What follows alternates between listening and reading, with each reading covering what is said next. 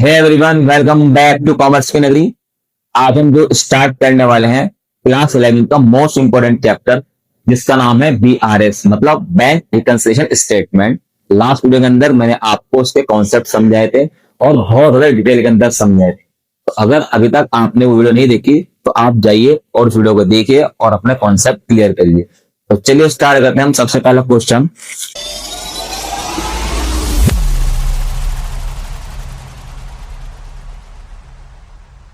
जिसका नाम है हमारे पास debit balance as per cash book. मैंने आपको बताया था लास्ट वीडियो के अंदर कि हम बिहार के क्वेश्चन को चार तरीके से कर सकते हैं। तो सबसे पहला तरीका है हमारे पास debit balance as per cash book, balance as per cash book या favourable balance as per cash book. तो बता अभी कहता हमारे पास क्वेश्चन नंबर फर्स्ट, विमजिम लिमिटेड ने मेंटेन करा अपना current account State Bank of India के अंदर, मतलब विमजिम ने स्टेट बैंक ऑफ इंडिया के अंदर अपना अकाउंट ओपन कर रखा है 31 मार्च 2017 को। बीआरएस जो बनाते हैं ये हम बनाते हैं हर मंथ के आखिर में। और क्यों बनाते हैं? क्योंकि हमारे पास जो कैश बुक का बैंक बैलेंस है और जो पासबुक है उनके बीच में कोई डिफरेंस आ रहा है, तो उस डिफरेंस को फाइंड आउट करने के लिए, रिकंसाइल करने के लिए, चेक करने के लिए हम बीआरएस बनाते हैं, बीआरएस की स्टेटमेंट बनाते हैं। तो अभी ये कह रहा है हमारे पास डेबिट बैलेंस है कैश बुक का 1,54,300 और कुछ डिफरेंस इसने दे रखे हैं, उन डिफरेंस को हमें लेके क्वेश्चन को करना है। तो सबसे पहले इसका परफॉर्मा बनाएंगे। यहां पे लिखेंगे हम BRS एज ऑन 31 मार्च 2017। यहां पे लिखेंगे हम पर्टिकुलर्स, यहां पे लिखेंगे हम प्लस और यहां पे लिखेंगे माइनस। इसमें कोई डेबिट और क्रेडिट नहीं होगा। अब सबसे पहले हमारे पास बैलेंस गिवन है, debit balance as per cash book.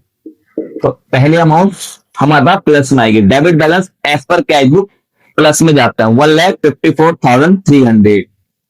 Paper के अंदर हमारे पास ये क्वेश्चन 6 मार्क्स का तो 100% आएगा, लेकिन कुछ स्कूल इस तरह के दो क्वेश्चन दे देते हैं, एक 6 मार्क्स में, एक 4 या 3 मार्क्स में छोटा सा क्वेश्चन।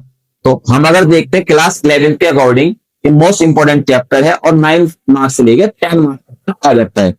अभी हम यहाँ पे लिखेंगे ऐड और 3-4 लाइन छोड़ी लिखेंगे लेस। एक ट्रांजेक्शन पढ़ेंगे, वो कहता है cheque deposit but not yet credit by the bank. हमने चेक डिपॉजिट तो कराया लेकिन हमारे पास बैंक अकाउंट में पैसा नहीं आया, तो ये एक एरर है। तो हमारे पास यहां लिखेंगे check deposited but not yet credited by bank. इसका मतलब यह है हमारे पास, आप इसको अपनी लैंग्वेज बना के लिख सकते हैं, अगर नहीं अपनी लैंग्वेज बनाना आ रहा है तो एडिटिव भी लिख सकते हैं, टीचर नंबर नहीं काट सकता आपके। और एक बार और बताता हूँ, 6 मार्क्स का अगर क्वेश्चन आया तो आपने इसका परफॉर्म बना के सबसे पहला अमाउंट जो आपने डाल दिया, क्योंकि ये आपको पहचानना है। 4 तरीके से हमारे पास तरह क्वेश्चन होता है। पहला तरीका यही है, डेबिट बैलेंस, फेवरेबल बैलेंस या फिर balance as per cash book. तो यहाँ पे बैलेंस डालते ही टीचर आपको 1 नंबर दे देगा, तो आपको 6 मार्क्स में से 1 नंबर तो पहला बैलेंस डालते ही मिल जाएगा। और अगर कोई टीचर अच्छा होगा तो 2 मार्क्स तक के भी दे सकता है, 1 मार्क्स परफॉर्मेगा और 1 मार्क्स इसकी एंट्री को करने का। तो अभी ये क्वेश्चन कहता है कि हमने चेक डिपॉजिट करा, मतलब एक चेक मेरे पास आया था, वो मैंने अपने कैश बुक के बैंक अकाउंट में तो डेबिट कर दिया, लेकिन मैं बैंक भेजना भूल गया किसी भी तरीके से, बाय मिस्टेक या किसी भी कारण मैं बैंक नहीं भेज पाया। तो जब मैंने उस चेक को बैंक नहीं भेजा तो मेरे पास जो बैंक अकाउंट है, जो कैश बुक का बैंक कॉलम है मेरे पास, वो तो इंक्रीज हो गया, लेकिन मेरी पासबुक का जो बैंक बैलेंस है वो इंक्रीज नहीं हो पाया। तो इस वजह से मैं अगर टैली करता हूं तो मेरा बैंक अकाउंट माइनस में जा रहा है, तो इस वजह से मैं इसे क्या लिखता हूं, माइनस में लिखता हूं। तो यह है मेरे पास 75,450। उसके बाद ये कहता है cheque issue but not yet presented for payment. अभी चेक इशू या चेक ड्रॉन, एक हमने चेक इशू किया, एक चेक ड्रॉन किया अपने किसी क्रेडिटर को। तो मेरे पास से जो कैश बुक है, मैंने अपनी कैश बुक के अंदर बैंक वाले कॉलम में पेड वाली साइड उसको माइनस में लिख दिया, मतलब मैंने ये शो कर दिया कि मैंने चेक इश्यू कराया तो मेरे पास से पैसा चला गया, लेकिन हुआ ये उस क्रेडिटर ने अपने बैंक अकाउंट में वो चेक लगाया ही नहीं, तो मेरे बैंक अकाउंट से पैसा कटा ही नहीं।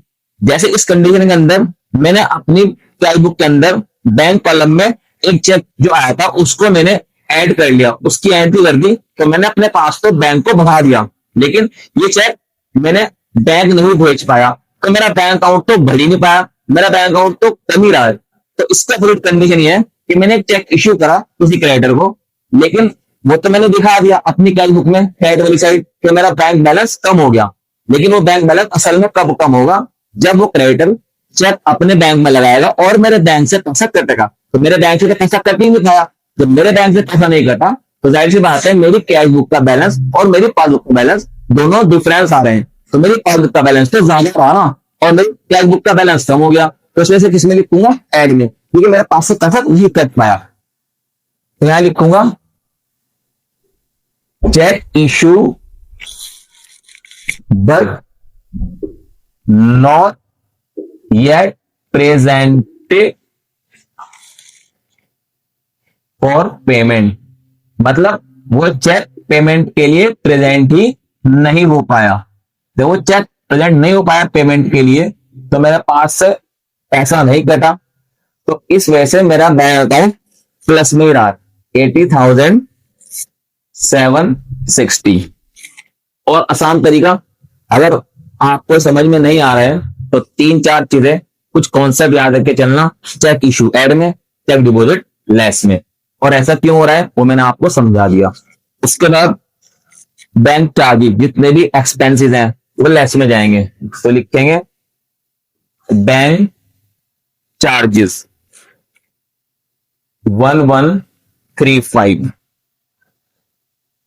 उसके बाद check receive by bank directly from trade debtor, एक डेटर ने डायरेक्टली हमें चेक दे दिया, डायरेक्टली हमारे अकाउंट में पैसा डाल दिया।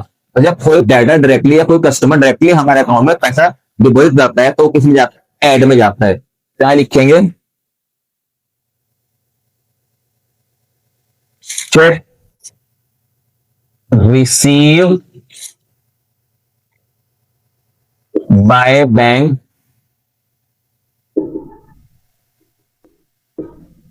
डायरेक्टली डेटर, ये है हमारे पास 1,35,200। उसके बाद ये कहता है इंश्योरेंस प्रीमियम पेड, मैंने अभी बताया आपको जितने भी एक्सपेंसेस हैं वो जाएंगे लेस में। क्या लिखेंगे, इंश्योरेंस प्रीमियम पे, ये हमारे पास 15,400। एंड लास्ट है dividend collect by bank, dividend हमारी एक तरह से इनकम होती है। डिविडेंड क्या होता है, हमारे पास जब हम कोई शेयर खरीद के रखते हैं या हम शेयर मार्केट के अंदर इन्वेस्ट कर रखता है तो उससे होने वाली इनकम को हम क्या बोलते हैं, डिविडेंड बोलते हैं। तो डिविडेंड हमारी इनकम है, तो लिखेंगे डिविडेंड कलेक्ट बाय बैंक, यह 1,000। ये हो गई फर्स्ट एंट्री, ये हो गई हमारी सेकंड एंट्री, ये हो गई हमारी थर्ड एंट्री, ये हो गई हमारी फोर्थ एंट्री, ये हो गई हमारी फिफ्थ एंट्री एंड ये हो गई हमारी सिक्स्थ एंट्री। अब हम क्या करेंगे, इसको ऐड कर लेंगे बोथ साइड।